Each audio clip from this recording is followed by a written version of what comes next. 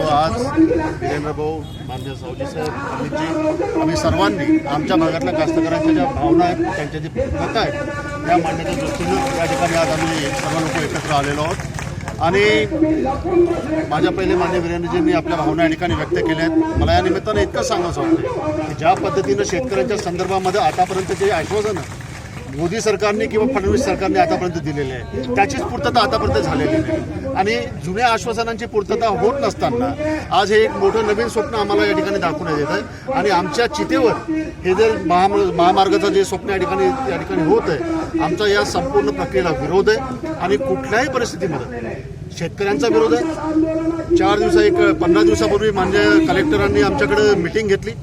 त्यावेळेला कास्तकारांनी विचारलेल्या प्रश्नाची साधं उत्तरं सुद्धा कलेक्टर देऊ शकले नाही. म्हणजे एवढी स्पष्टता सुद्धा आजपर्यंत त्या गोष्टीमध्ये नाही आहे. या महामार्गामध्ये अजूनपर्यंत ज्या काही शेतकऱ्यांच्या जे काही प्रश्न होते, जे प्रश्न शेतकऱ्यांना विचारले, त्याच्यावर सुद्धा कलेक्टरांनी समाधानकारक उत्तर देऊ शकले नाही. हे सरकारला विचारावं लागेल, हे मुख्यमंत्र्यांना सांगावं लागेल, हे बघावं लागेल, हे पाहावं लागेल. अशा पद्धतीचे प्रश्न त्या ठिकाणी कलेक्टरांच्या माध्यमातून उत्तरं देण्यात आली. त्यामुळं आमचा संपूर्ण विरोध या संपूर्ण या प्रोसेसला आहे. या समृद्धी महामार्गाला आमचा विरोध आहे. आणि कुठल्याही परिस्थितीमध्ये आम्ही हा महामार्ग आमच्या शेतकऱ्यांचं मरण होऊन देणार नाही, हा ज्या निमित्तानं आमचा सर्वांचा संकल्प आहे.